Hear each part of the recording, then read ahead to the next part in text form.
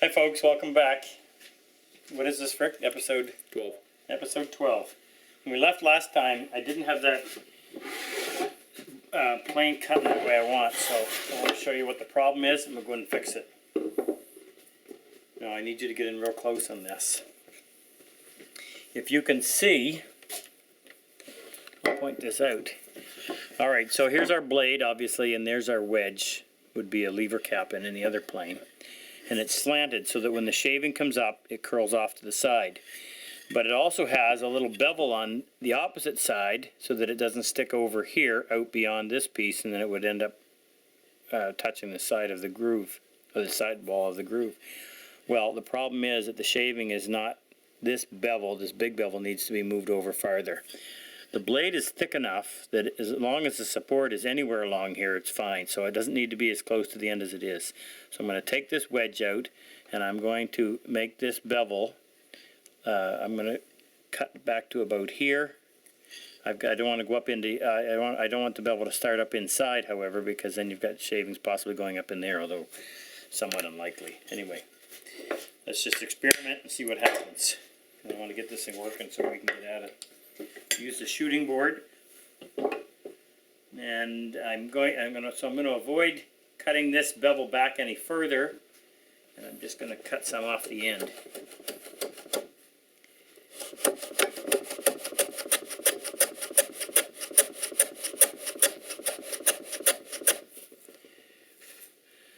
We still got that little bit to get rid of. So get that laying the way we want.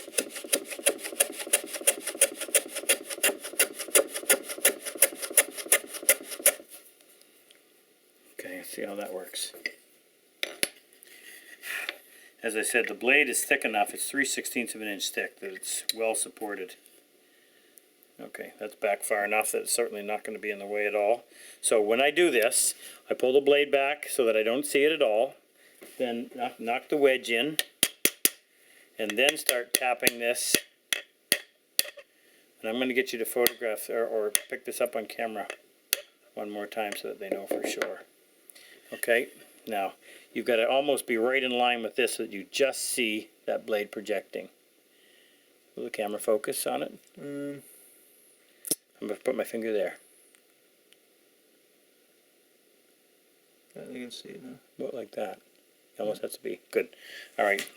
Try this out on a scrap and see if we get it to work.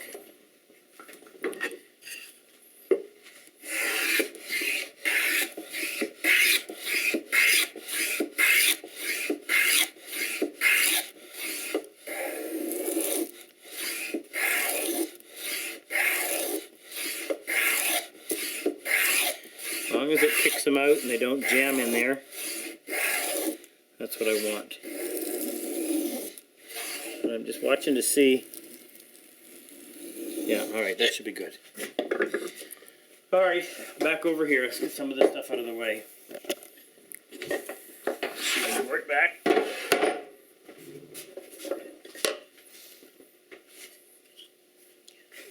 Taking a while to get this one cut.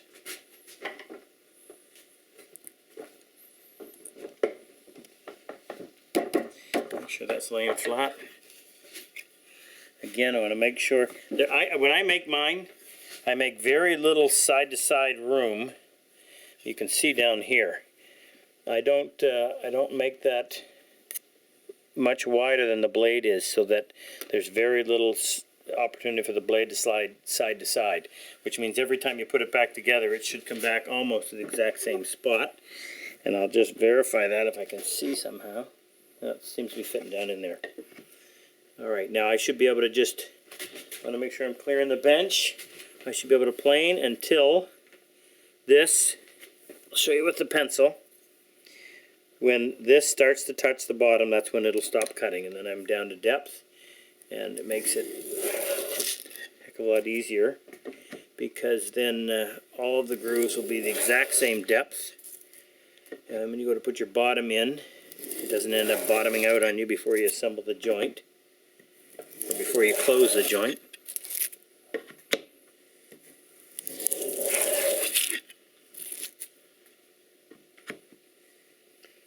hope that bottoms out soon because I don't want to make them much deeper. It's starting to stop now. Okay, that's all right. I can live with that for depth. Okay, so I'm back here. I'm still cutting. I'm not cutting any more up there. So we'll just keep going until we no longer pick up a shaving. That's almost it.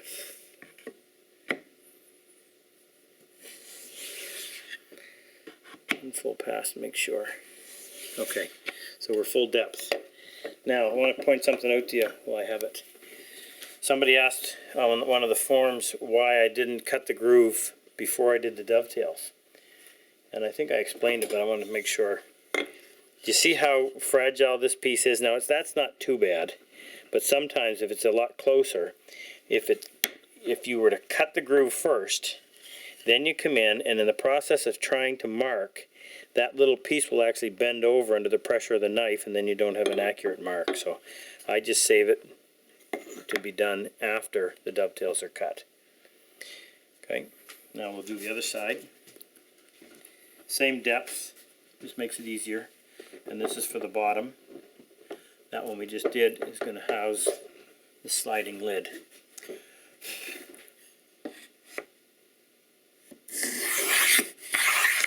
Now, when the shaving's clear, I don't have to lift the plane up and take it out of the groove each time, which has me run the risk of marring the wood, and this is also faster.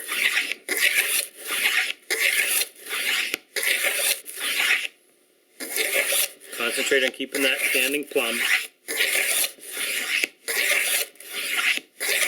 Isn't this the coolest way to cut a groove? Instead of an old router.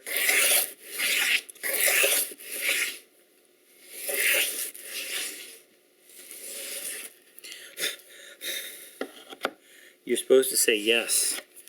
Sure. I'd have to see it the other way. Paying you guys to agree with me.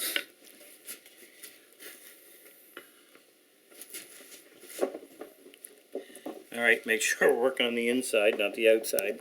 Don't really want to make a mistake like that. This is the top groove for the sliding lid. Particular attention to making sure this stays sides perpendicular to the face. Now we've got a little bit of material right there, so that's not what it should be, but it's not that big of a deal. Work with it when we get there.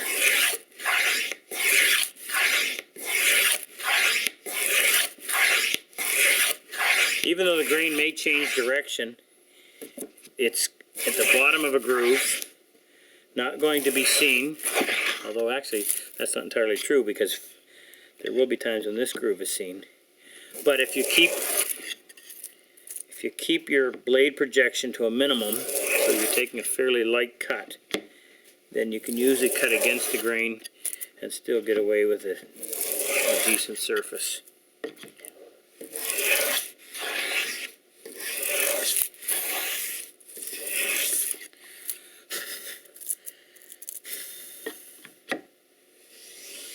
Okay, that's done. We finish early? Did we get pizza tonight? That's part of the deal, isn't it? You buy.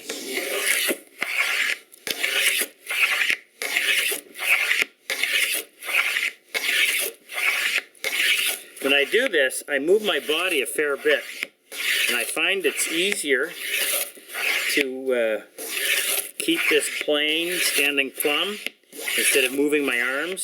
So I'm rocking a fair bit, heel toe. If it was really long, I'd have to involve arm movement, but small as this is,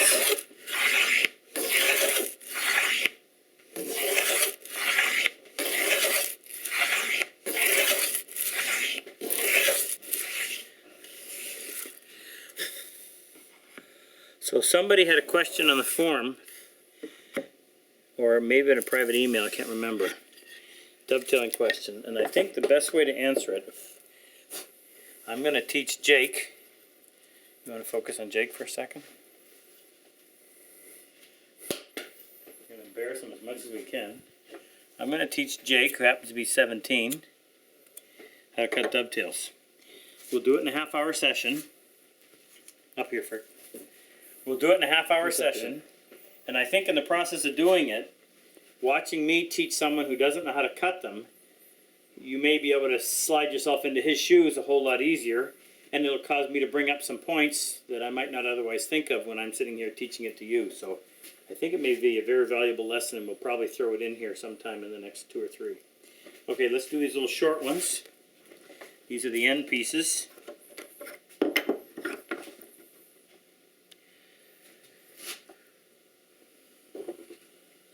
The only one I have to be careful that I don't screw up is the one that I have in my hand right now. I got to make sure I'm cutting on the bottom. Glad I thought of that. So let's just orient these pieces the way they're going to be put together. Number 3 is there, so I'm just going to put a note on here. Top.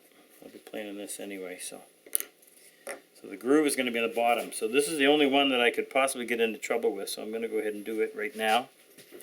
And then it'll be finished. I don't have to worry. Don't squeeze too hard. Remember how fragile this wood is. And this is a fairly short piece, so you got to do a little bit of a balancing act because you don't have much in the terms of reference.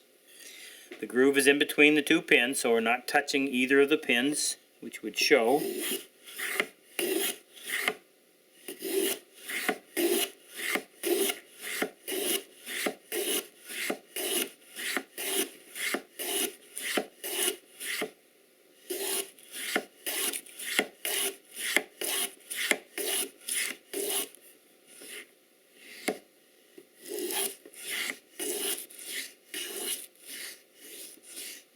Okay, down to depth. Okay, this one goes right there. This one doesn't matter because it's both groove on both sides.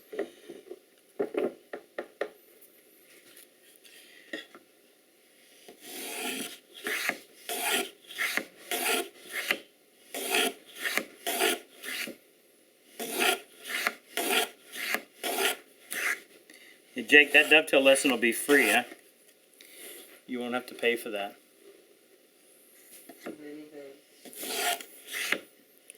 Sounds excited. You're the only one on your hockey team that can cut dovetails.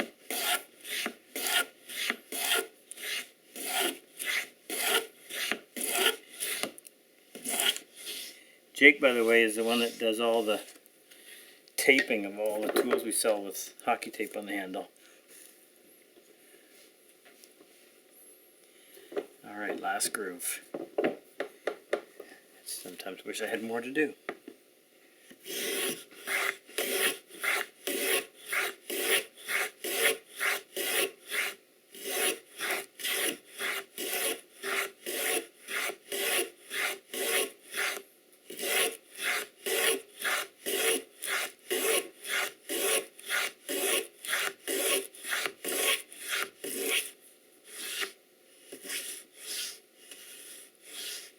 Okay, done.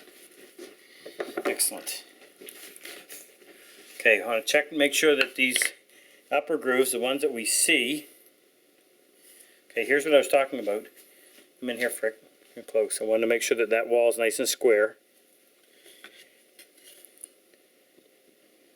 Appears to be on both. These ones aren't nearly as critical, but if I'm going to do it, I may as well do it right. So there are the 4 pieces. And these are ready to assemble as soon as we do the bottoms. So I've got to get a measurement, got to make the bottom. I'll fit the lid last after it's assembled. My steel square. My notepad. Alright, we're going to go back to dimension some lumber here. Okay, so determining the length first thing I want to do is check the depth of the groove. And that is, I was never good with math, 1/8 of an inch. My wife was here, she'd say, and almost one more little mark, which is good for me. Just a shy 3/16. So for the length, we can go. We have to worry about wood movement this way across the width. As far as the length goes, we don't, but we're not going to put it so it's super tight. So what I'm going to do is I'm going to set this steel rule on here and go beyond. I'm referencing off of these two shoulders. I'm going to go beyond 1/8 of an inch, I think, will be safe, and that leaves us a little bit. So if I make this, if I make the bottom, you in here tight, Frick? Double check this. All right, here's what we have for depth. There's our 1/8 inch mark, and we're just beyond our 1/8 inch mark. So I'm going to set the rule so that there's my 1/8 inch going out beyond the shoulder. And we come over here, 11 1/8. I'd say 11 3/16, but you know we might get into trouble. So the bottom we're going to keep at 11 1/8 by, and then we'll take this piece. Now this is the one where we need to leave some room for expansion. So we can go from our inside marks. Okay, so if we went 3 7/8, that would leave us a little bit on both sides. This is summer, humid, so the wood is probably at the maximum it's going to expand. So I think we're safe in going 3 7/8. So 3 7/8 in width. Okay, now let me talk to you about that just a little bit. If this was winter time in New Brunswick, where I am, January things are really dry, lowest moisture content we have, then I'd be looking at that a little bit different. Even though it's only 4 inches wide, we still going to have to allow for some expansion. So just if you're curious to know, if this was January, I probably would have made that, instead of 3 7/8, I probably would have taken a 1/16 off and gone 3 13/16. But this time of year, it's going to shrink from here. 3 7/8, I'm comfortable with. We know that the groove is 1/4 of an inch. How does that fit? Let's see the bottom back there. We know the groove is 1/4 of an inch. I haven't quite decided what I'm going to do. Meaning, am I just going to put a 1/4 inch piece in there? I think you're better off cutting a piece than having a shoulder. That's how you're going to get your best fit. So I'm going to make that piece 5/16, and that will allow me to cut a little shoulder all the way around. We'll use the skew block plane to do that, and then we'll double check and make sure that it fits all the way. Okay, so I'm going to set these pieces aside. How are we for time, guys? 2 minutes. Oh, good. All right, got lots of time. I think should I dimension that all as one piece, or I think I'll cut it in half right now. And I'll work it down as just that one piece. In case I may change my mind on the lid and do something a little bit different, which means I may want some greater thickness than 5/16. So get my bench hook out. All right, I want as much contrast as I can get in the top, which means I've got some heartwood there, and I'm going to have more heartwood in this end of the board than that end. So I'll use the bland end for the bottom. 11 1/8. That's not terribly square. I'm going to square that end up first. I won't have to cut it a lot closer to the actual width I want.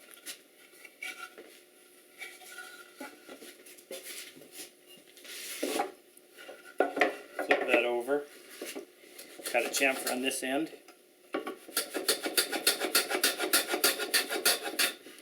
Then I don't have my reference face against the bottom, but it's close enough. I do have my reference edge against the back. Okay, I got to cut off a little bit more.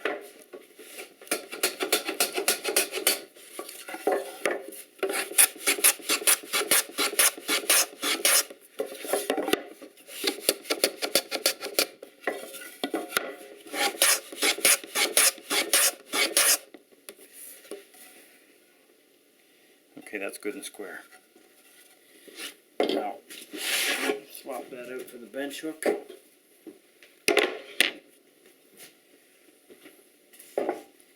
I always use a bigger bench. Okay, 11 1/8, sorry. So I'm going to cut it. I'll go 11 1/4, and that'll allow me to trim some on the shooting board. Where did I make that mark? Can't see. There it is.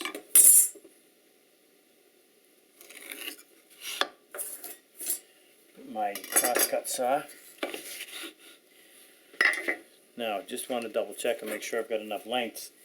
Not that it would matter if at this point I don't have enough length, I'd have to start over. But the lid is going to go from 1/8 of an inch into that end out to here, so I'm going to need almost 11 3/4. Oh, got plenty. Good, glad I was thinking ahead whenever I did that.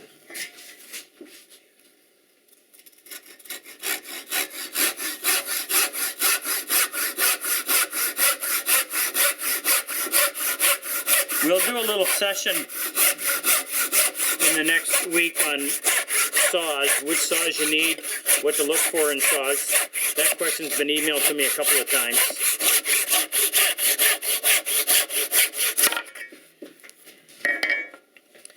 Alright, that will be my lid.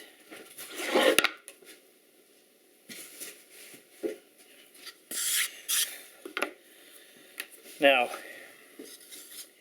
what do we have for width on this? I can do that one now. 3 7/8, so I'll get the bench hook out.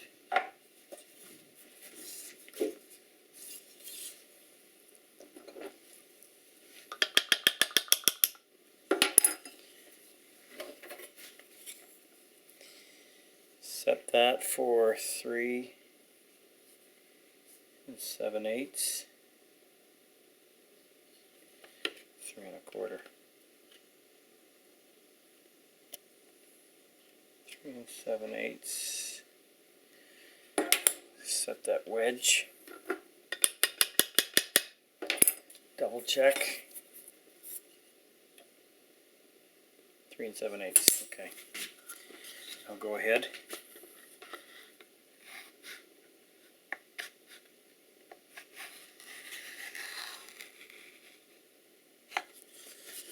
Alright, that's a fair bit to plane. I ripped that off real quick with the saw.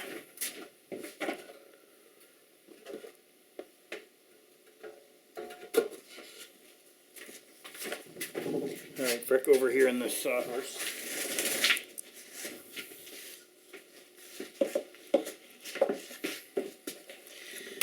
Remember, if you can't see, put that chisel tip on the pencil and then drag it through. Hold it in place with your knee. Get as close as you feel you can accurately saw without crossing the line.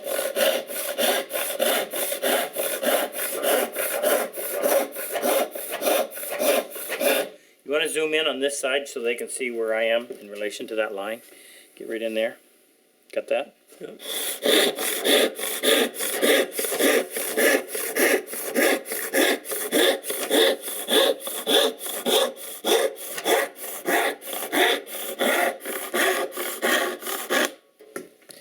Now, if you can keep it so that your saw kerf is parallel to that line, then you're going to have a lot less work to do in the shooting board.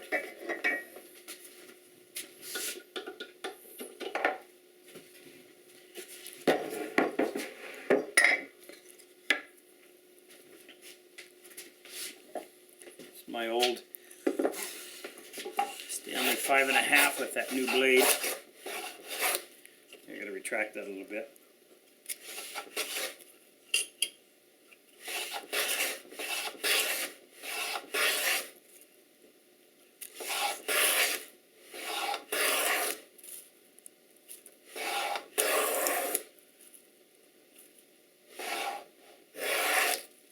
Okay. Now, square that up.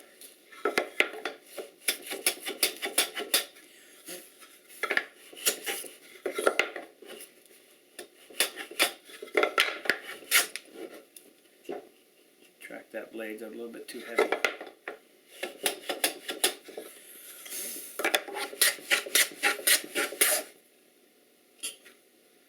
Alright, I'll finish that off after I've taken this down. I just wanted it to be square because it's easier to hold it in place in the bench dogs. If there's any kind of an angle on it, sometimes it doesn't sit very well. Okay, check drain direction. Oh yeah, we're going to take 5/16, so let's find the center. So there we go. We want 5/16.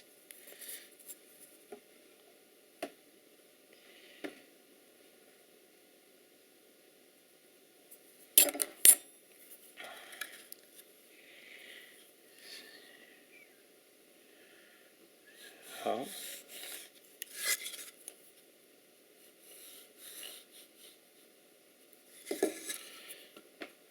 It's easier to see the end grain, or it's easier to mark on the end grain and see the end grain when you're actually dimensioning.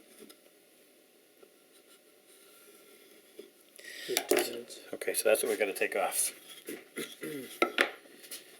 So I'll put this in the vise. Of course, it always comes up short. Make sure the bench dogs are down below. Grab my scrub plane. I can take a little bit heavier cut than that. Now I want to get it so that you can see exactly. Make sure, let me look in your camera so I can see. There you go, there's the projection. Alright, yell when I only got a minute.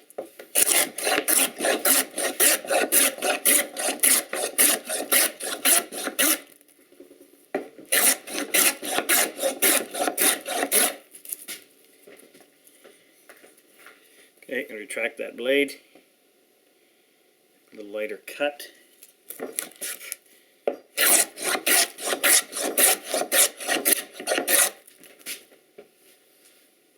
Okay, we're almost down to the line there. Now,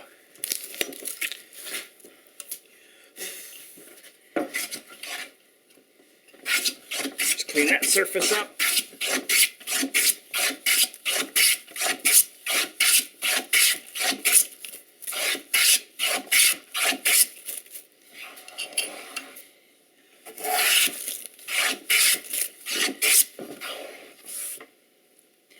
You know what? That backside was already flattened, wasn't it? We did that.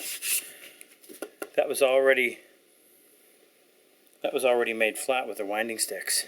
So I should have actually made a reference mark with this. I'm going to take this down because it's the bottom. Because it's going to be sitting in a groove.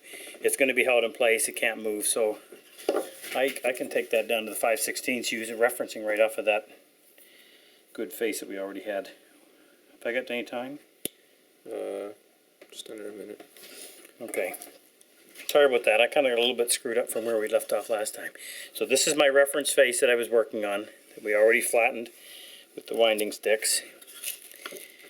I'll scribe all the way along.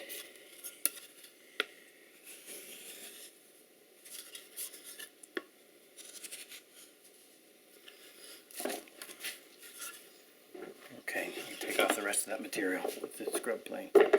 Make sure that your bench dogs are sitting low enough that you're not going to end up hitting that with the plane. I'm going to want to sharpen that before I give that a final finish too.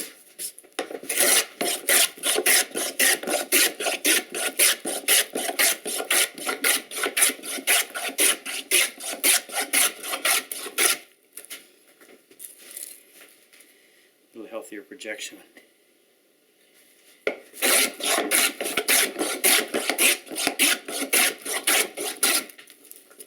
Keep an eye on that.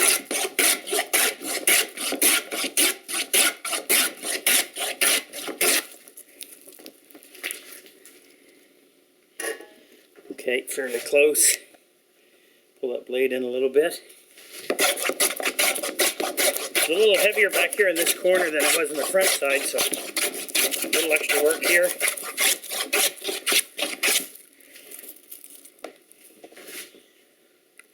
Got about a fat 16th back here in some places. Pull the blade in a little farther. Now, if you want, I've done this before, we just leave the texture right off of the scrub plane. And I might do that, just for fun.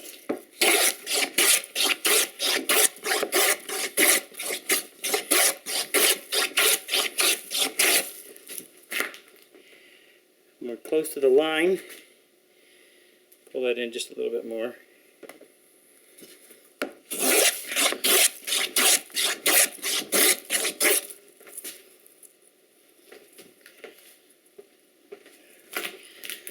Okay, just a little bit over here in this corner. There, I'm going to leave that. As it came right off of the scrub plane. Of course, every time somebody picks it up, they'll wonder why it's rough. Hopefully I'll be around to tell them. Okay, guess that's it for this episode. Next time when we're back, we're going to get that. We're only a few minutes away from having that bottom ready to put in. And we'll get that box assembled. Then we'll go to work on our lid. Alright, so see you back here real soon.